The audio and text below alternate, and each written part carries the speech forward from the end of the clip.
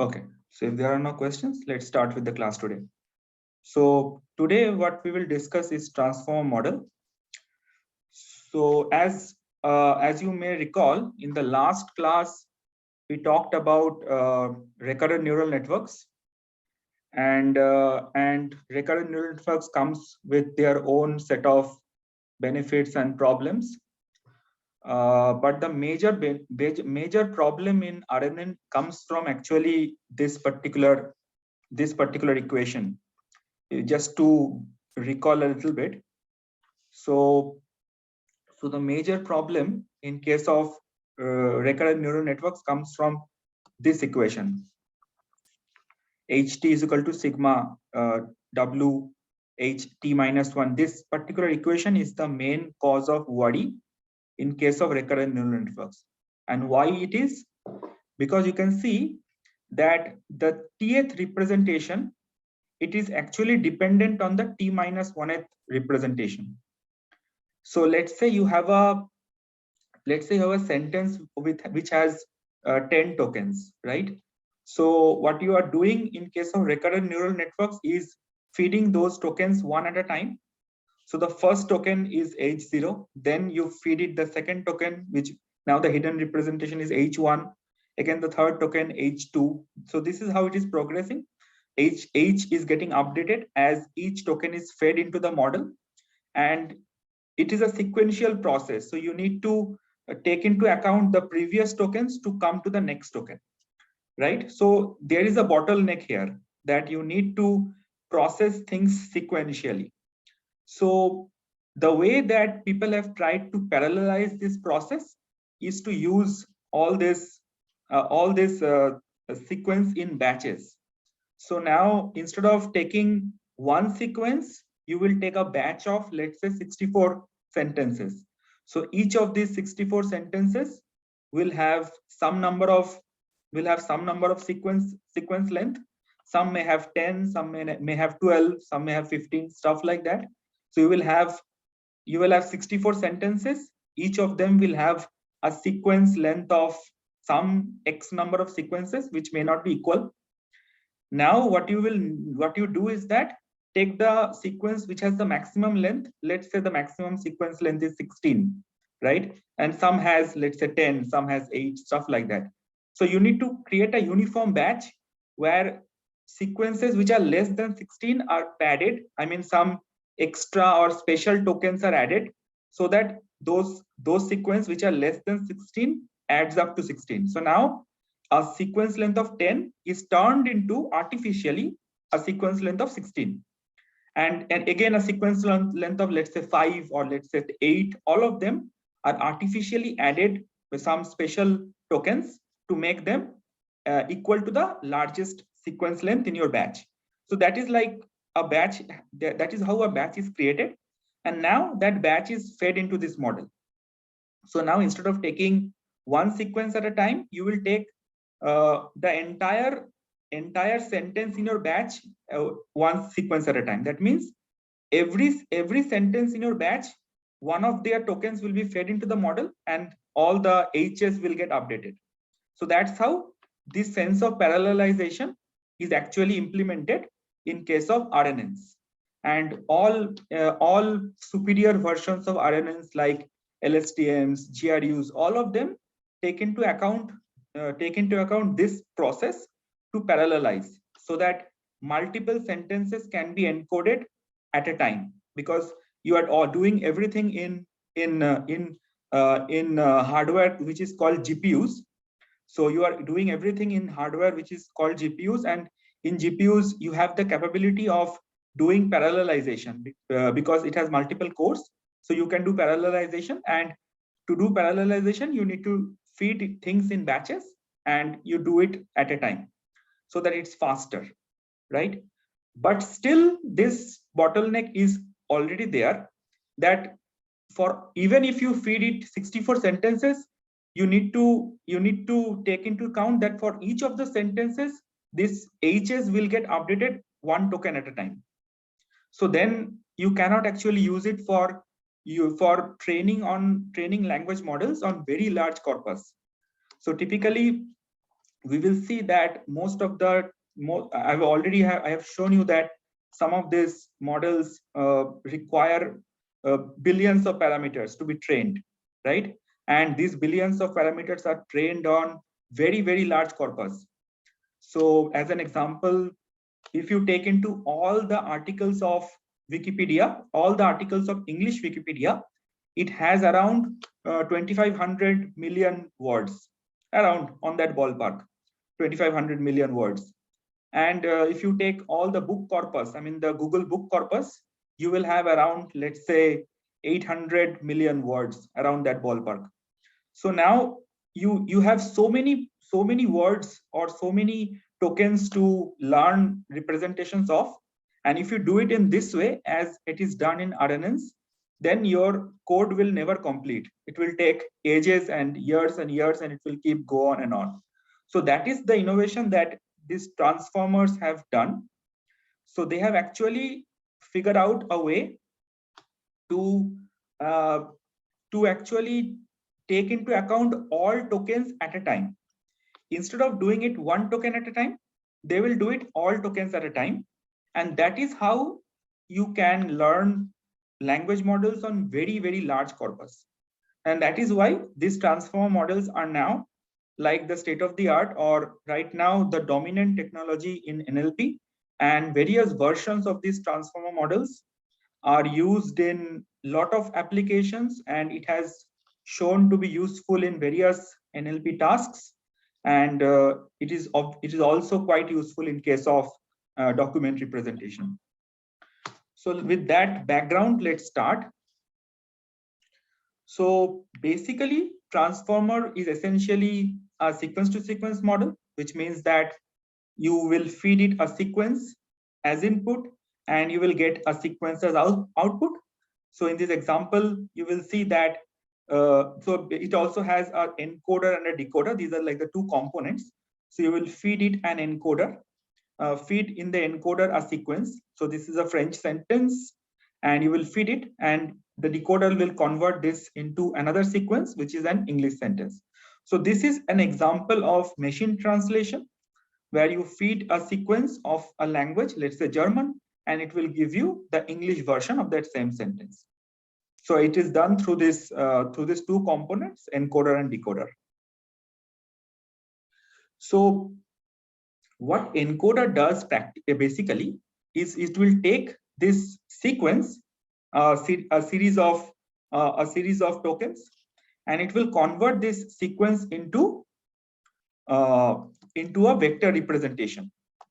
So this sequence will be converted into a vector representation, and that vector representation will then be used in various language modeling tasks, as like next word prediction, which is done in language modeling, like machine translation, like sentiment prediction, or token classification tasks like named entity recognition, part of speech prediction. So these are the things, these are the tasks that can be solved using this vector representation. And you can assume that once this sentence, that is this French sentence, is fed into this encoder, every single token will have their respective vector representation. So J will have its respective vector representation, Swiss will have its respective vector representation, all of them. And these individual vector representations will be combined to give you a single vector representation for the entire sentence. So if you want, let's say, a sentiment prediction, then this entire vector representation out of this sentence will be used. If you want token prediction task, like you want to know the part of speech of this token, then this individual vector representation will be useful. So that is how things will be done. Things are generally done.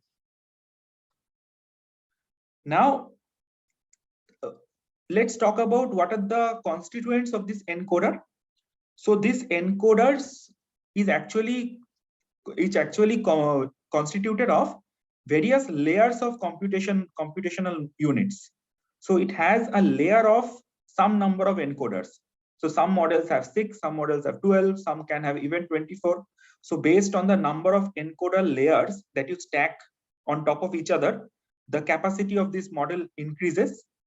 By capacity, I mean the number of parameters that you need to train. So in BART has, I mean, the BART, which is actually based on transformer, has a 12 layer version, has a 24 layer version, right? And each of these individual encoders, and these are the computational units, each of these individual layer components has two parts. One is the self-attention part, and other is the feed-forward neural network part. So this is the first part, and this is the second part, and it also has various other small components, various tricks like layer norm, residual connection. So these are like the various tricks that it also uses. But but the main thing that this encoder have is self-attention part and feed-forward neural network part. And these are the like the workhorses that drives these encoders. Now, just to recap, so basically, a particular transformer will have a stack of encoder blocks. Each encoder block has two primary components, that is the self-attention part and the feed-forward neural network part. And this is just the encoder component. The decoder component also has similar setup, and it has some specific additions, but the basic structure is similar to encoder. And if you want to like understand the decoders as well in more detail, I would encourage you to go through this seminal paper, Attention is All You Need, which has like hundreds and thousands of citations. So this is like one of the fundamental works in NLP right now. So I will encourage you to go through this paper if you want details of both encoders and decoders. So here in this particular discussion, I will cover the encoder block in further details. So let's talk about the individual parts of the encoder block through a toy example. And for your information, guys, I will also encourage you to go through this blog post by Jay Almar. So this blog post has various illustrated examples of how to use or how to understand transformers and various versions of transformers. So if you go into this blog, I am sure you will love the kind of illustrations that this guy has done, and you will understand the internal workings a lot better. So I am borrowing some of his illustrations to explain in this particular lecture. Okay, so let's talk about the encoder block in a little bit of more detail. So let's say that you have this tokens, or this, let's say this is a sentence. Let's assume that this is a sentence, thinking machines. It may have more tokens, but let's assume that these are the two words in this sentence. And what you want is you want to pass it through this encoder layer, or this encoder module. So this encoder module will also have various encoder blocks. So this is one block, and it will have other similar blocks stacked on top of one after another. So this is the first encoder block. It will have a self-attention layer and a feed-forward layer. And once you pass these words through this particular block, it will ultimately give you a representation of this tokens. So this is a vector representation, right? So this particular so first, as I have explained in previous class also, you will convert it into a one-hot representation, where one-hot representation is basically one like a vector. In this case, this will be a vector of 2 dimensions. So it will be a vector with length 2, where in place of thinking will be 1, while machines will be 0 in one case, and in the second case the machine position will be 1 and the thinking position will be 0. So one-hot embedding is a vector where one place you have 1, which represents the particular token, and all other cases it is 0. So that is how one-hot representation is. I think I have a question, so let me just check it out. Yeah, the slides will be uploaded, don't worry. So so you feed this tokens into the encoders, and you feed the one-hot embedded representation into the encoder. what it will do is that it will convert it into a dense representation. That dense representation will be fed into the self-attention layer, where it will be converted to another representation. So this is like a new computed version of this vector. So after some computational operations, which I will describe in future slides. So after some computational operations, this vector will be converted into Zi, and then again after some computational operations, this vector will be converted into Ri, and this will go on for all these encoder blocks until at the end it will convert it into something else, let's say Hi. So that is how this individual these individual tokens are passed through this series of encoder blocks and converted into a representation, a vector representation, which can be, most of the time you will see that these vector representations are of the dimension 768. So there is a reason for that, but just it can be also lower, but there is a reason for keeping it 768. But you will see that most of these tokens are embedded into 768 dimensional vectors, right? So machines will be also 768 dimensional vector, thinking will be also be 768 dimensional vector. And at the end, if you are doing, let's say, a sentiment prediction task, then these two 768 dimensional vectors will be combined together to give you a single 768 dimensional vector, which is the representation for this entire sentence or toy sentence, thinking machines. And one of the limitations of transformer is that, so you can only use 512 input features, which means the number of tokens that you can at a time feed into this encoder is of length 512. So that is like the maximum that transformers can handle. But right now, a lot of research is going on to improve this.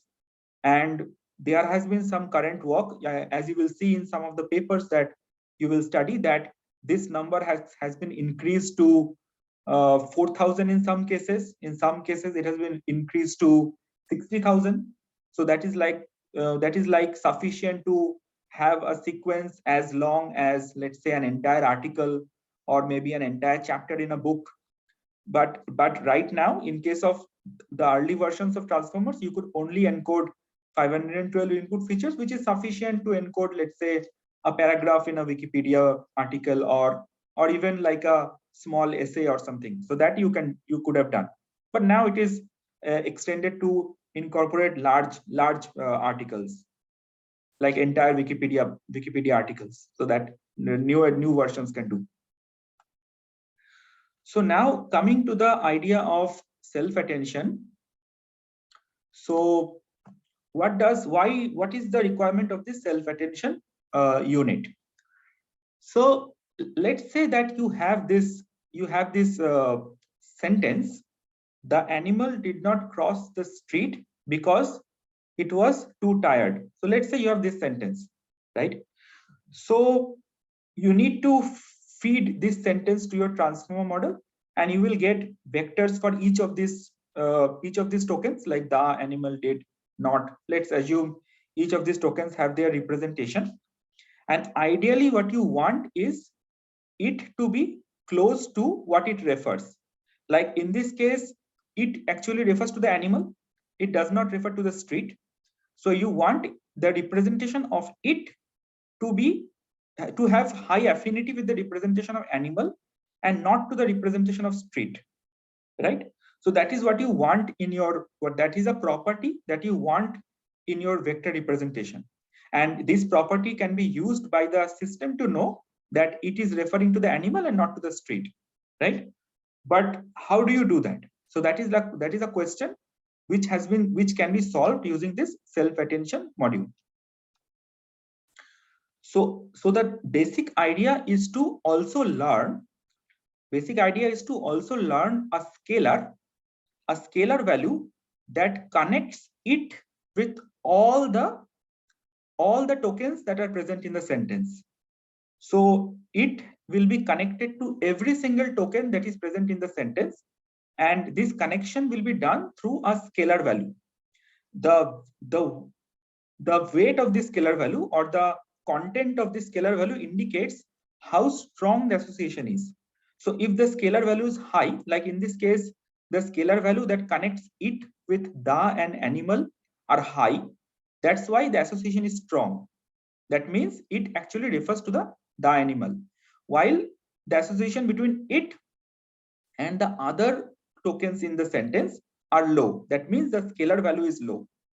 So basically your model has been designed in such a way such that it also learns these weights that connects one token to every single token that is present in the sentence, right? So you can assume that I've just given here an example of it. Similarly, da will also have these scalar vectors. That is, da will also be connected to all the tokens that are present in the sentence, and so will animal.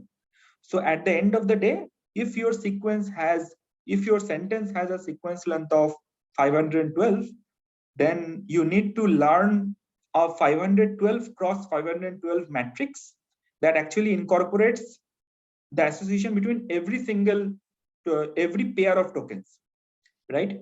So actually this is a symmetric metric, as you can understand. So it's a symmetric metric and only the upper diagonal entries are relevant, but still, to make the process scalable, you need to learn the weights of every single units of this matrix. And how do you do that? So that is the question. So the process that transformer uses to do this is this particular steps. So it has some series of steps that are used to actually learn this n cross n, where n is the sequence length matrix. So let's say you have this input thinking machines. So it has a representation, right? So what you will do is that you will turn these embeddings for thinking and machines to three vectors. You will turn thinking and machines into three vectors. These vectors are called queries, keys, and values.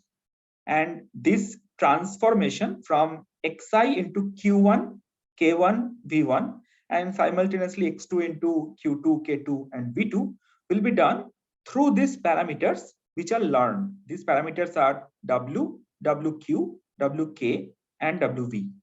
So these are the three parameters. These are the three set of parameters that transforms xi and x2, x1 and x2 into q1, q2, k1, k2, and v1, v2. So this is the first step in the self-attention process. So you will take this input matrix, which consists of the first row you can assume is thinking, and the second row you can assume as machines. So you will take this matrix of input. You will take this input matrix. You will multiply it by the wq parameter and convert it into the q matrix. And similarly, you will do it for the key matrix and the value matrix. So this is the query matrix, key matrix, and value matrix. So now the input matrix has been converted into this intermediate matrix q, k, and v through these parameters. Next, what you will do is that you will multiply the query matrix and the key matrix. So basically, you can see the dimensions here, right? So the dimensions is 2 into 3 for each of them. So now if you do a multiplication between q and k transpose, what you will get is actually a n into n matrix. So this will result in a 2 into 2 matrix. So this is the value. These individual entries in this 2 into 2 matrix will represent what is the connection between these two tokens, that is thinking and machines. So since thinking and machines are just two tokens, so you will need a 2 cross 2 matrix, right? So this is what this particular operation will do, and there is a normalization factor, and you will add a softmax function on top of it. So I have gone through the idea of softmax function before. So softmax function, what it does is that it takes logit values or values that comes out of matrix multiplications.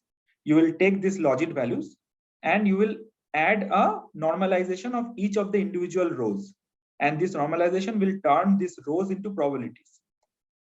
So what will happen is that each row will indicate what is the probability distribution that connects that row with all other tokens in your sentences.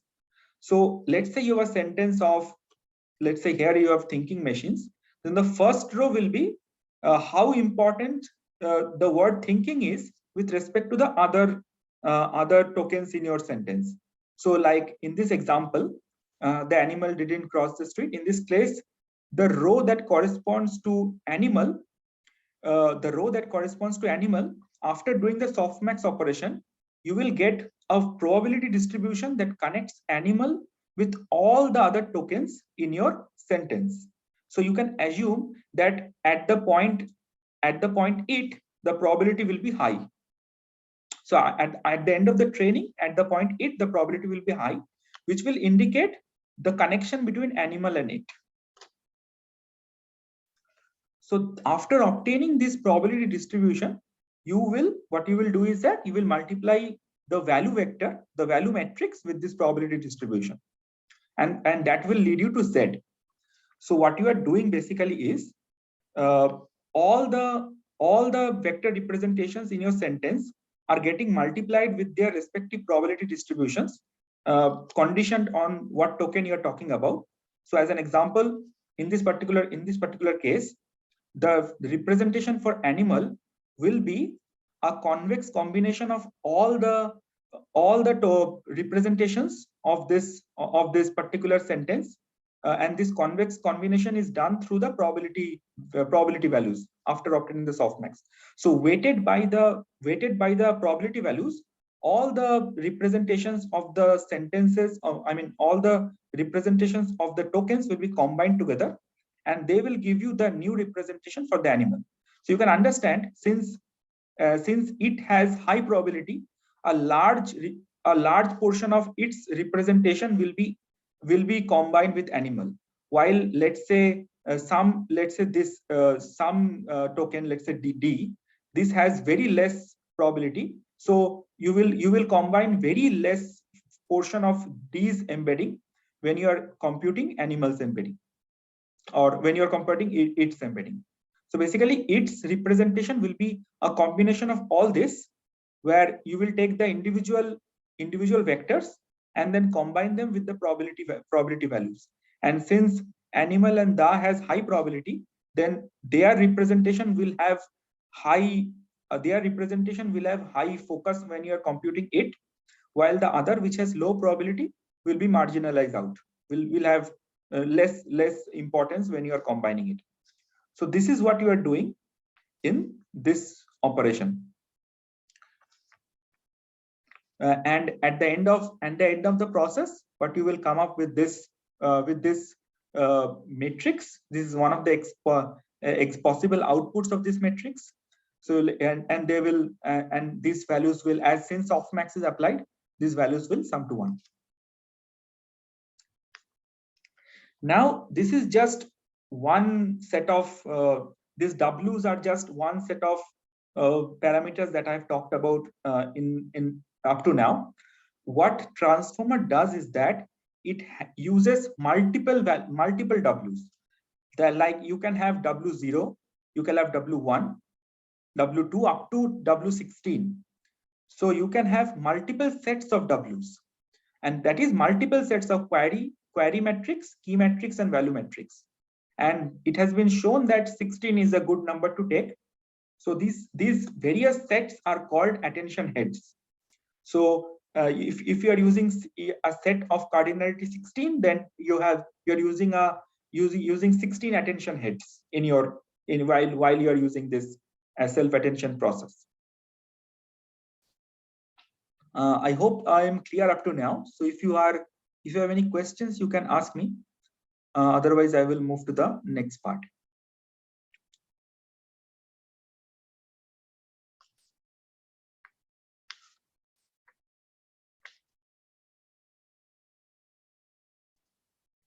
Okay.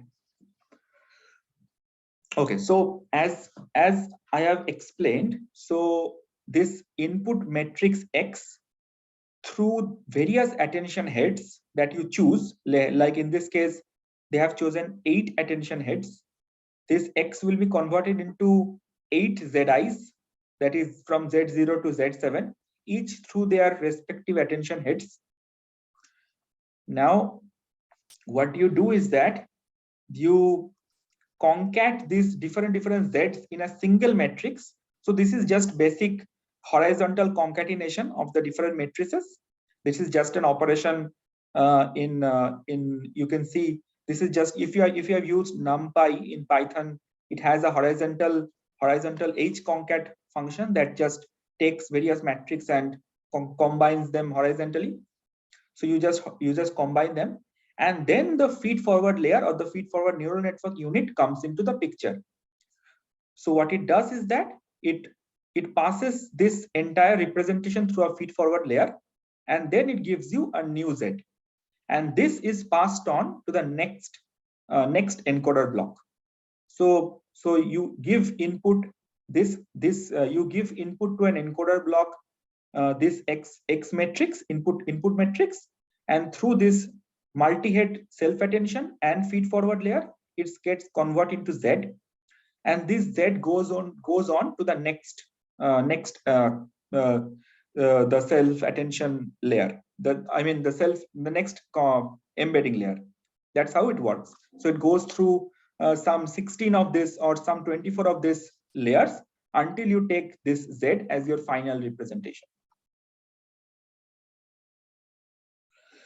So it has some additional tricks as well to improve the representation of your sequence.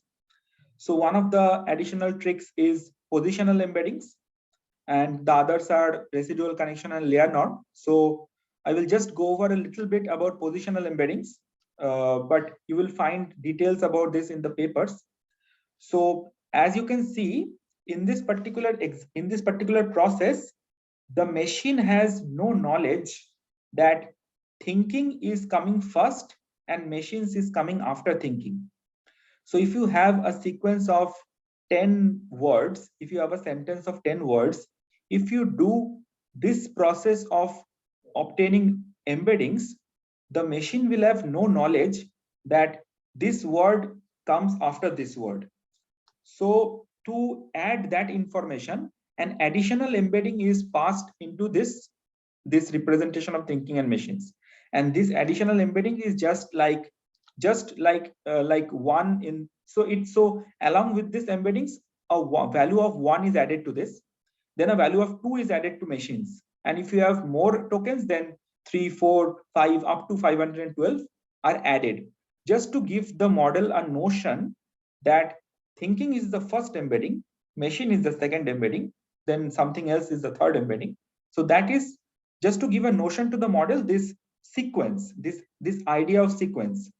In case of RNNs, this you do not need to do that because you are passing one sequence at a time. So that is like inherent in the design of the model. But here, since you are doing it at a time, you need to give artificially, you need to give input to the model that thinking is the first token, then machines come, then something else come. That is the idea of positional embeddings that is also added as an additional trick, and it has been shown to obtain good results. The others are residual connection and layer norm. We will not go into the details of this, but these are just used to improve the optimization, because as you see, there are many layers stacked on top of each other. So you need to add some tricks so that when you are learning the weights, it behaves in a predictable fashion. There are no spurious oscillations. So to do that, you take into account these two units, residual connection and layer norms. And yeah, so in this particular link, if you go into this link, you will see a high-level pseudocode of transformers. And if you look into that, you will get a very detailed understanding of how the individual layer of the transformer work. and it is very well written. So I would encourage you to go to this particular link to get some idea of how if someone asks you to design a transformer network, how you can do that. So now, since we have some idea about transformers, let's look into BERT. So BERT is actually an acronym, and it stands for Bidirectional Encoder Representation for Transformers. It's actually a pre-trained language model, and as you may have known, it has obtained a significant improvement in various language processing tasks over the last couple of years. So BERT has basically three parts. The first part is masked language modeling, which is also known in short as MLM. It also has next sentence prediction, or NSP. So basically, this is the key part. MLM is the key part, actually, masked language modeling. A lot of works that has come up in 2020, around 2020, that shows this NSP is not that relevant, but BERT actually uses it. But this has been shown by some works that has come after BERT that shows that this unit is not that important. This is the key part, MLM. But nevertheless, we can just study it, what they have done in this. And the third is bidirectional training. So we will talk about this in the current future slides. So BERT, actually, these are some of the statistics or stats about BERT. So it has 24 encoders. So we have talked about how encoder works. So we have 24 encoders. It uses 1028 hidden dimensions and 16 heads, 16 attention heads, and together it has 340 million parameters. So basically, this is the biggest version of BERT that the authors have trained. But there are smaller version of BERT as well, which contains around 12 encoder layers and around 120 million parameters. So you will find that various commercial softwares that use BERT actually uses the smaller version because as you can understand, the smaller versions are faster. And I mean, you can smaller versions, since they are smaller, you can load the entire model to GPUs and train it. If you use the bigger version, you may need multiple GPUs. So people generally use smaller version because training is easier. Now, what is BERT pre-trained on? So BERT is actually pre-trained on book corpus. So book corpus is a Google Books corpus, which has around 800 million words. And it also uses English Wikipedia, which has around 2500 million words.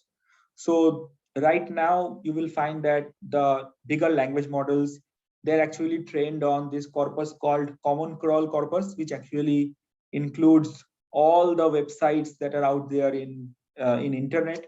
So they have designed a crawler. That crawler collects all the websites in the internet and trains models using all of them. So you can understand that if you take all websites, then these language models will have a lot of biases. They will learn lot of associations which are not inclusive. Like it will learn associations between, let's say, woman and nurse and man and doctor. So this is like completely wrong. This learning gender biased associations.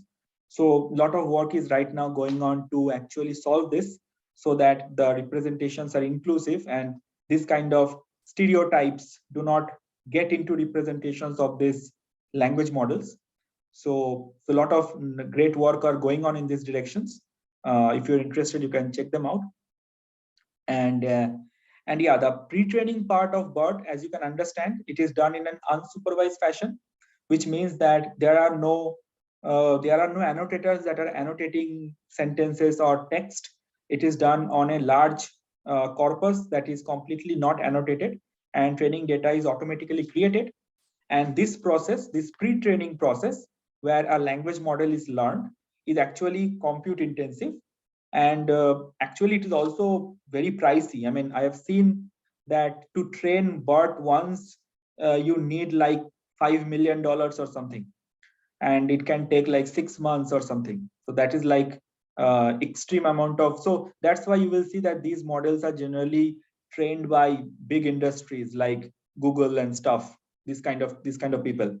And actually, I think I've given you an example about a very large language model that has come out from NVIDIA and Microsoft. It is called Megatron Turing NLG. It's a 580 billion parameter model, and it has been trained on around 500 to 600 A100 GPUs, which are like the most pricey GPUs that you can buy. So you can understand what sort of money you need to have to actually train these models. So yeah, just a digression. Let's come back to the slides. So once you do the pre-training part, what you then need to do is a fine-tuning process. And this fine-tuning process is on a data which is actually annotated. So let's say you have a data where you want to predict the named entities, then that you need to have a set of annotators that look into the data and provide the name entities. I mean, let's say you are doing a name entity detection in biological text, then each of the disease is actually a named entity. Each of the medicines are actually named entities. So some annotators need to look into this data and then annotate them. And then once it is annotated, you need to use this data to actually train or fine-tune BERT, so that once a new text is given to this model, it can predict this named entities. And this process of first pre-training on unsupervised fashion on a large corpus, and then fine-tuning on a small corpus, annotated corpus, this process is called transfer learning, where first you are pre-training and then you are fine-tuning on a smaller corpus. So BERT actually has revolutionized this transfer learning process. And actually not BERT, there has been a paper in 2018 which has been done by two very popular people. One of them is Sebastian Rudder and another is Jeremy Howard. I don't know if people are aware of Jeremy Howard. He's actually the founder of FastAI. So are you guys familiar with FastAI? Have you guys ever used FastAI library? Can I see a thumbs up or raise of hands if you have used FastAI?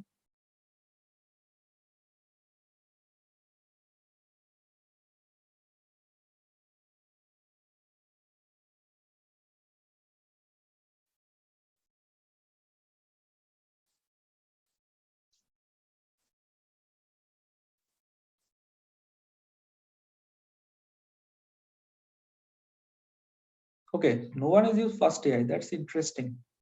So if you guys are interested to learn about neural networks, I would recommend you to go through the FastAI blogs. I mean, they are probably the best in the world if you want to learn about neural networks. So yeah, I would encourage you to go through the FastAI blogs to learn about details about neural networks. And the founder of this blog is Jeremy Howard. So he is the person who, along with Sebastian Rudder, has come up with this transfer learning paradigm. And it is right now one of the most dominating paradigm in natural language processing. And also this paradigm is extremely popular in computer vision also. So in computer vision also, if you want to do object prediction, or if you want to predict let's say faces, let's say facial recognition, or any kind of detection of objects, then you need to use this transfer learning paradigm, which is quite useful. Okay, so let's talk about mask language modeling, or MLM. So what what MLM does is that you feed a sentence to your model, you mask out some tokens of this sentence. So here the sentence is, the man went to the store, he bought a gallon of milk. So these are the tokens that are masked out, and you want your models to predict these tokens out of the representations. So this is one of the unsupervised tree training objectives that are used. As you can understand that you do not need an annotator for this. You can just take a sentence and then randomly select tokens and mask them out and use them as your labels. So this is one of the objectives, and it is bidirectional because the word mask has access to the representation of both all tokens that are forward like brought, and also tokens that are backward like man. So that is why it is bidirectional. So So as you can understand, this particular token has access to all the tokens that are before and all the tokens that are after. So that is why this idea of backward context of, I mean, it has this notion of forward and backward context, and hence it is bidirectional. The second objective that these pre-training models use is next sentence prediction. So the next sentence prediction is basically you take two sentences where one sentence comes after another. Like here, the man went to the store, he bought a gallon of milk. So this second sentence is what follows the first sentence. So you add a label of is next sentence, and that label is basically 1, let's say. And you have another sentence where the second sentence does not follow the first sentence, like the man went to the store and penguins are flightless. So this is like two different sentences where this sentence does not come after this sentence, and here the label is not next sentence. So that is how you prepare a data, and you can understand this can be easily prepared through a lot of text by randomly selecting pairs of sentences. And you train your bot to predict that sentence B follows sentence 1. And it has been shown that this training process, it actually adds this capability of long range dependency. That means that if you feed this sentence, the man went to the milk, he bought a gallon of milk, so there will be an association between man and milk, because technically here the agent is man and the object that he went after is milk.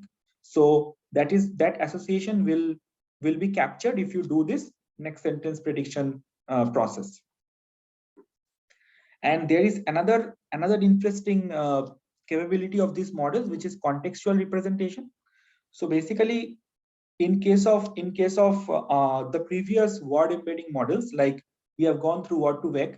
So in this particular models, if you feed this sentence, open a bank account and on the river bank, this word bank will have one single vector associated with it.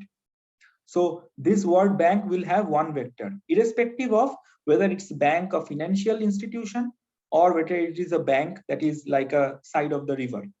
So whatever the meaning of the word is, so these kind of words are actually, just a side note, these kind of words are called polysemous words, which have multiple meanings. So even if you have a polysemous word, then the representation will be the same. And this if you train a model using this techniques like that we have gone through, skipgram and Seibao, you will obtain this kind of representations. But with BERT, what you will see after training this model, the word bank, once you feed this, open a bank account and on the river bank to your model, the bank will have different representation based on what are the context words. Like if the context words are open account, then bank will have some representation, and if the context is river, then bank will have something some other representation.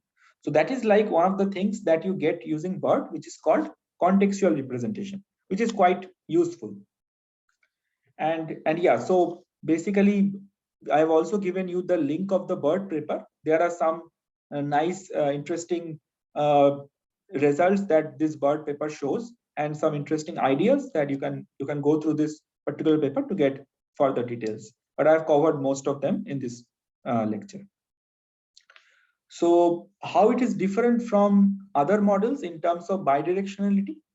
So one of the most powerful language models, which is the GPT model, and we have shown the power of GPT model last time through text generated by GPT and human, and even you guys have found it difficult to understand which is generated by GPT and which is generated by human.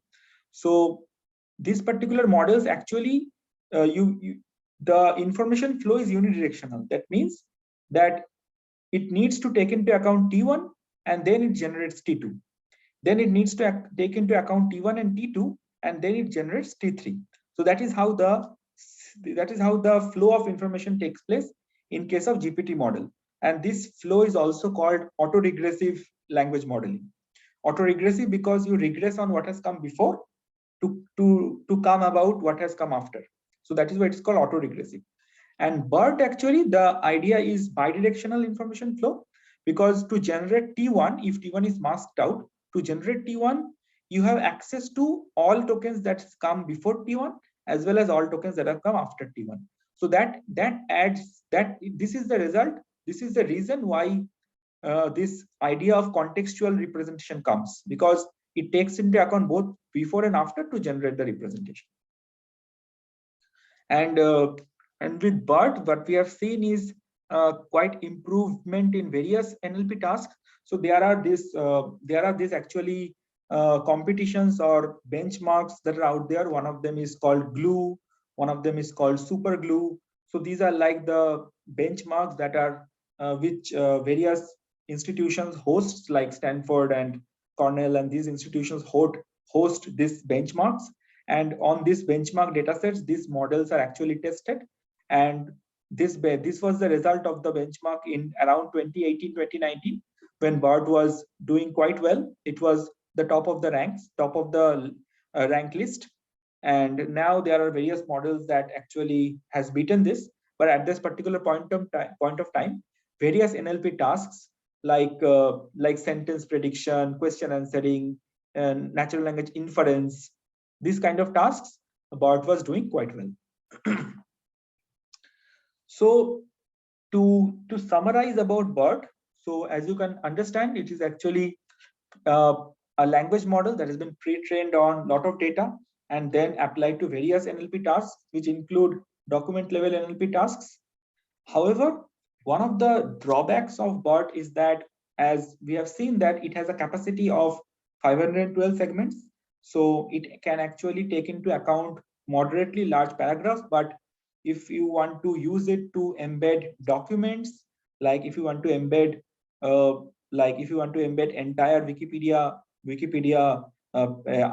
Wikipedia articles, then you have to add some tricks on top of BERT to do it.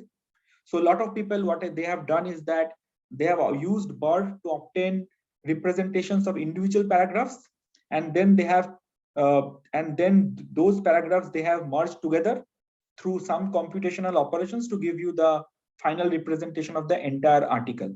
So this is like an hierarchical way of looking at it. So you take your article, you break it into paragraphs, feed each of these paragraphs into BERT, you obtain representations for each of these paragraphs, and then you add, let's say, another layer of BERT on top of it, because these paragraphs are sequential. One paragraph comes after another. So you can add another layer of BERT on top of it to get final representation for your entire article. So this is like some of the tricks that a lot of people have done to obtain representations for bigger articles.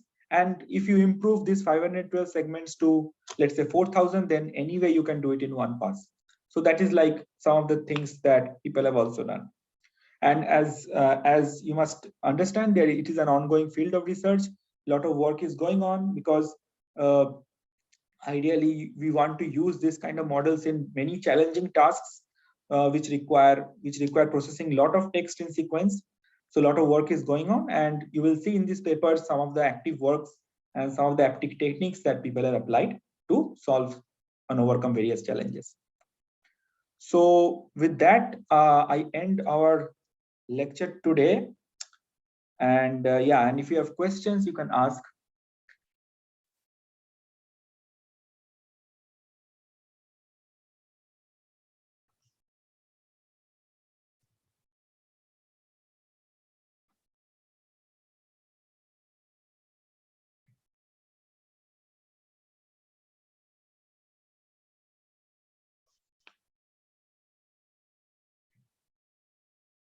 Yes, actually BERT is actually a sequence to sequence version, because you can use BERT to summarize text quite well.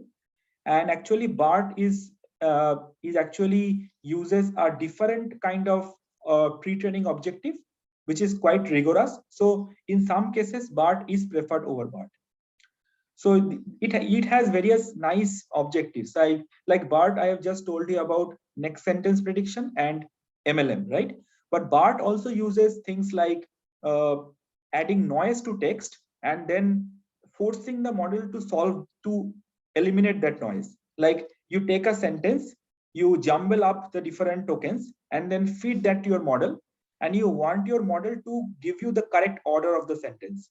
So that is a hard task. And if you train your model again and again on these kind of hard tasks, then the representations has been shown to improve.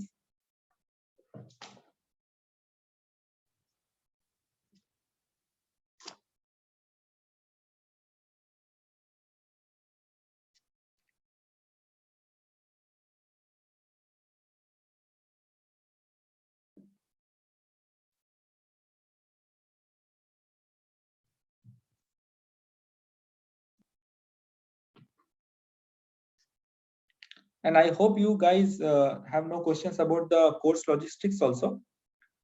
So you can also ask me if you have any questions about the course logistics, and also you can ask questions over the Moodle, or you can mail me. So I hope you have found this in-person lectures interesting, and you have actually learned something interesting. Yes, the office hours are in person. So I hope you have found the lectures interesting and you have learned some interesting things about the current NLP models.